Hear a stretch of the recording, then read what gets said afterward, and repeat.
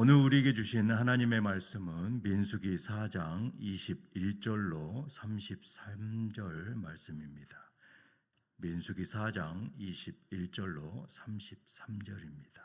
다 찾으셨으면 교독하겠습니다. 제가 먼저 21절을 봉독해 드리겠습니다. 여호와께서 또 모세에게 말씀하여 이르시되 게르손 자손도 그 조상의 가문과 종족에 따라 계수하되 30세 이상으로 50세까지 회막에서 복무하고 봉사할 모든 자를 계수하라.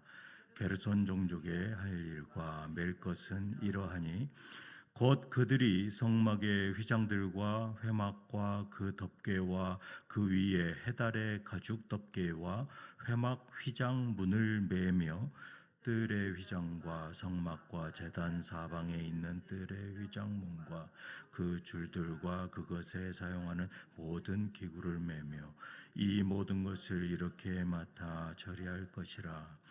게르손 자손은 그들의 모든 일 곧 맬 것과 처리할 것을 아론과 그의 아들들의 명령대로 할 것이니 너희는 그들이 맬 짐을 그들에게 맡길 것이니라.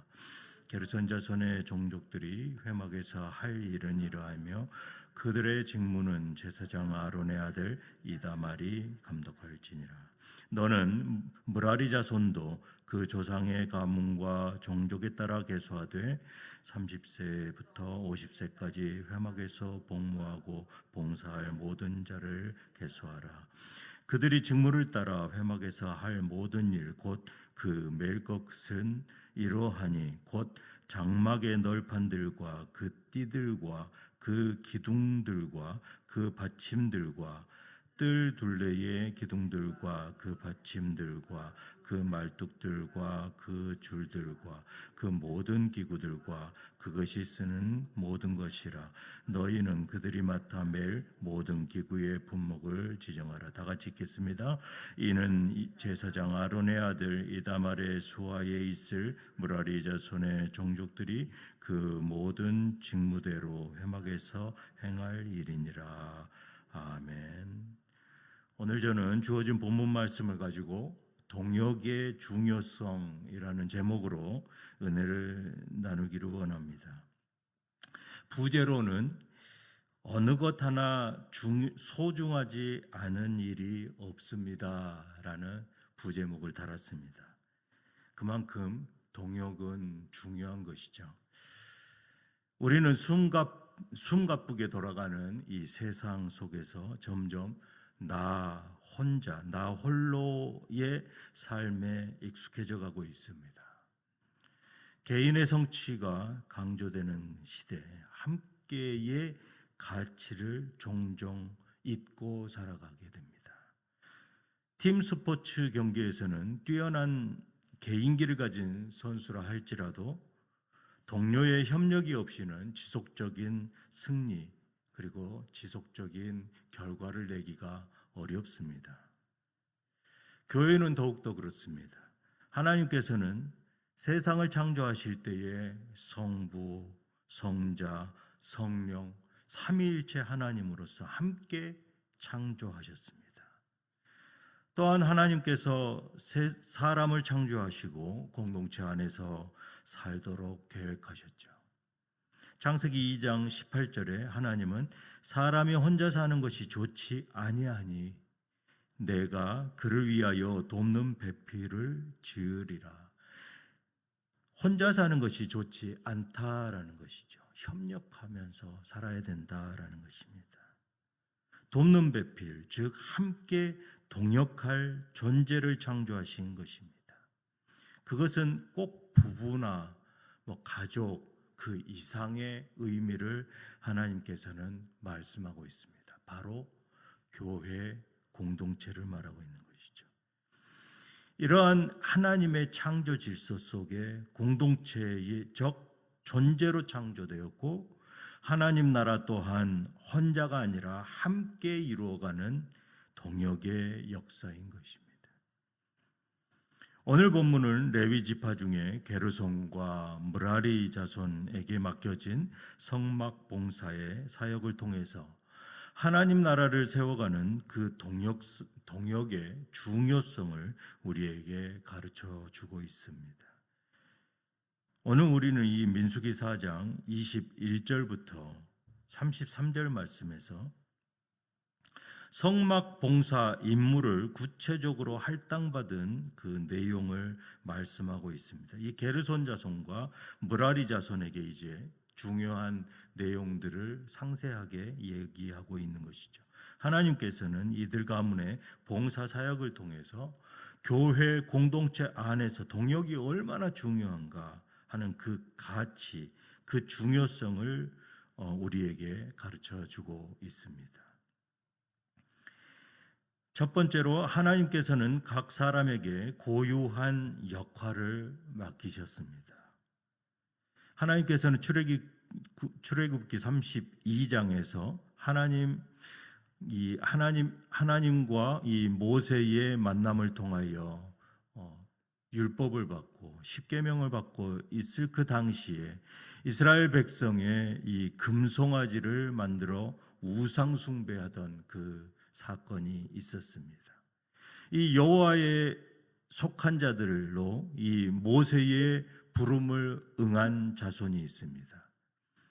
우상 숭배자들을 심판하는 데 앞장섰던 이 자손들이 바로 레위 지파의 충성인 것이죠. 그것이 인정되었고 이스라엘 백성 가운데 그들을 특별히 구별해서 이 성막 관리하고 이동하는 이러한 막중한 임무를 그들에게 맡긴 것입니다.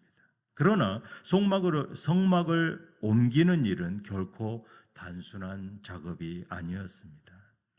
하나님께서는 레위 지파에 특별한 사명을 맡기셨는데 이 각각 분명하게 다른 역할을 맡기셨습니다. 고핫 자손에게 어제 이 주일 내용이 이 고핫 자손에게 이 맡긴 임무에 대해서 길게 설명을 합니다. 1절부터 20절에 보니까 어떤 일들을 고핫 자손에게 맡겼냐면 언약궤와 등잔대와 분향단과 떡상 등의 이 성막 안에 거룩한 기구들, 이것들을 운반하는 임무를 고핫 자손에게 맡겼던 것입니다.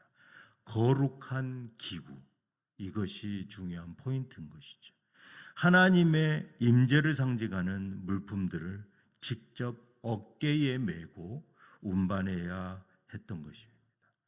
어떤 수레에 담아서 이렇게 달그락달그락 이동해서는 안 되는 것이었습니다. 어깨에 메고 그것을 이동해야 됐던 것이죠.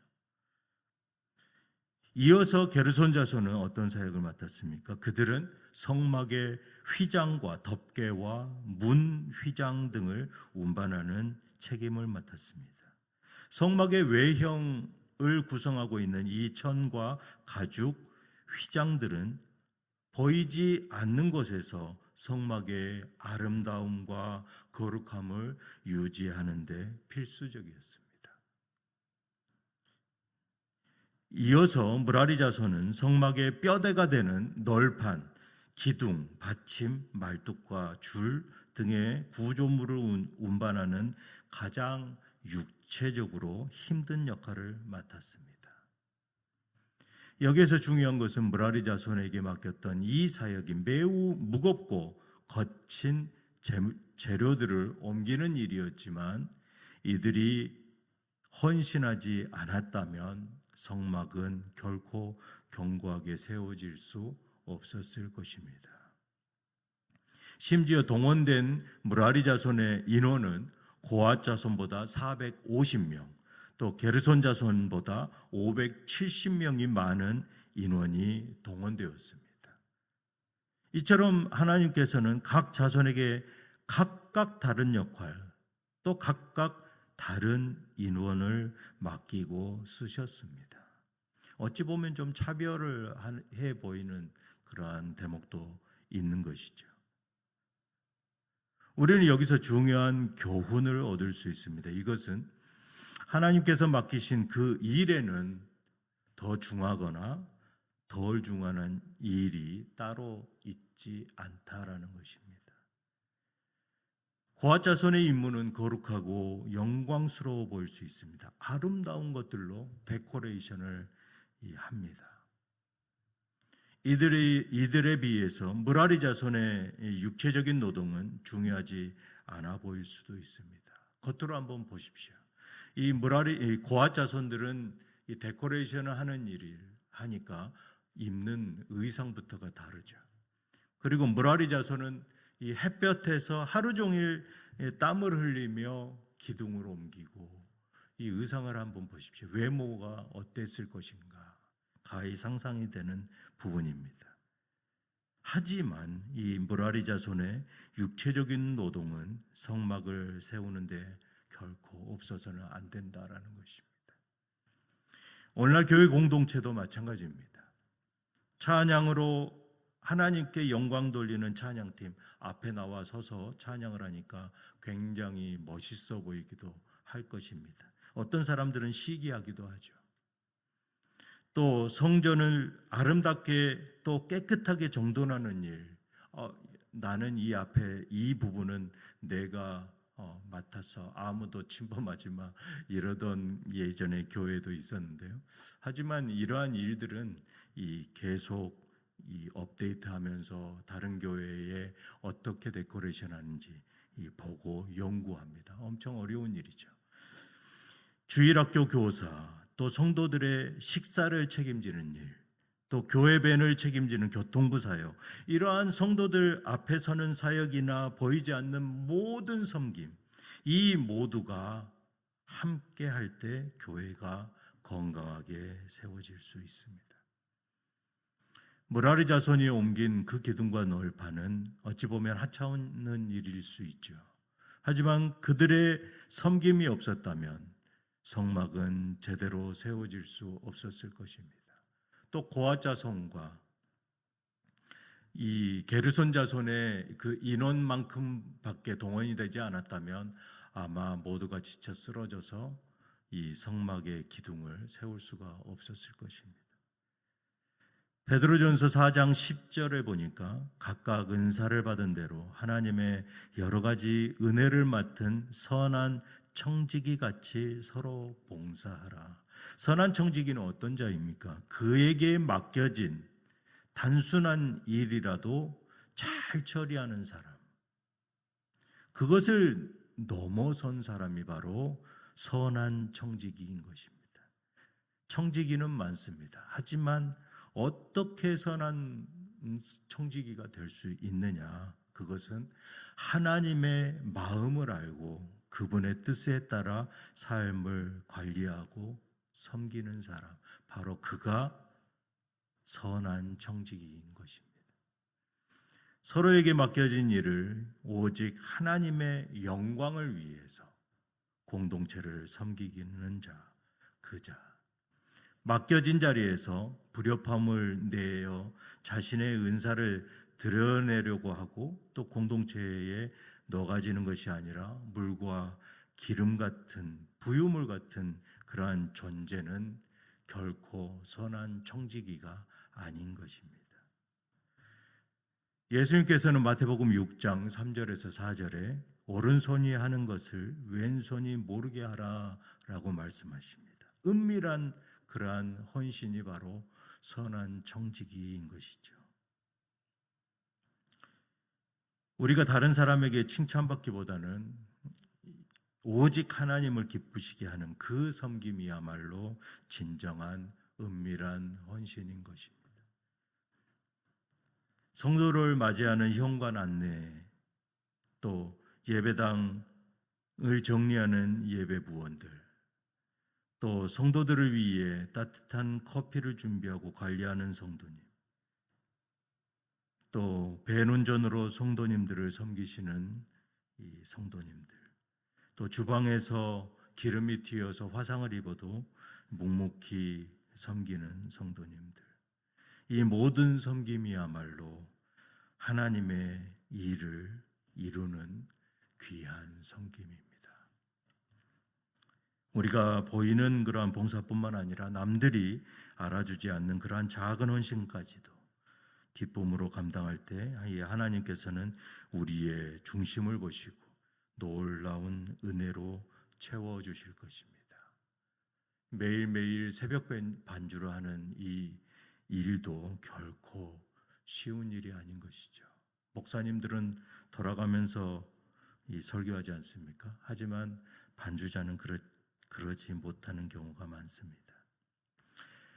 마지막으로 고린도전서 12장에서 바울은 교회를 그리스도의 몸이다라고 말합니다.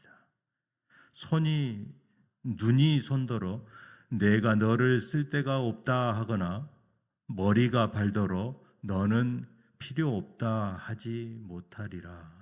이 몸의 지체는 하나하나 모두 소중한 존재들이다라는 것이죠. 이 각 지체가 서로 섬기고 연합할 때 이 교회는 온전하게 세워지는 것입니다. 하나님 나라는 결코 혼자서 세울 수 없습니다. 작은 섬김, 또 겸손한 헌신, 이들이 모여서 하나님의 큰 뜻을 이루게 됩니다.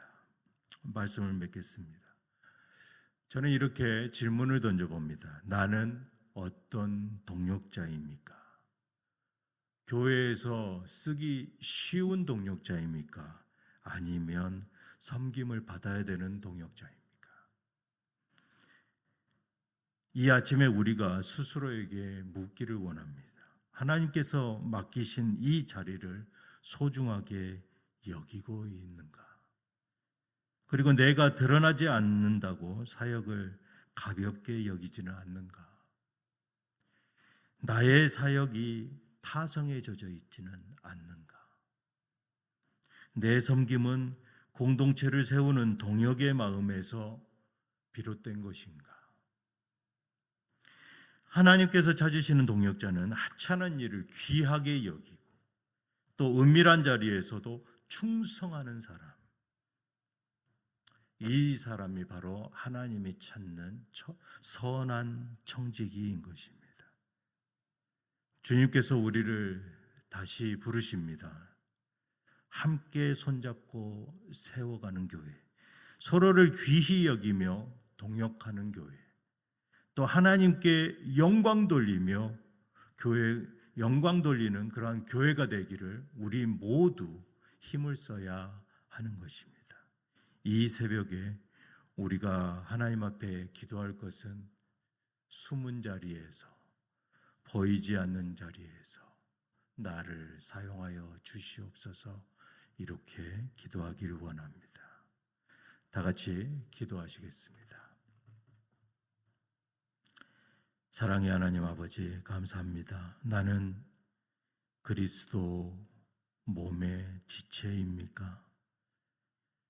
나는 하나님 나라에 어떠한 동역자로 서 있습니까?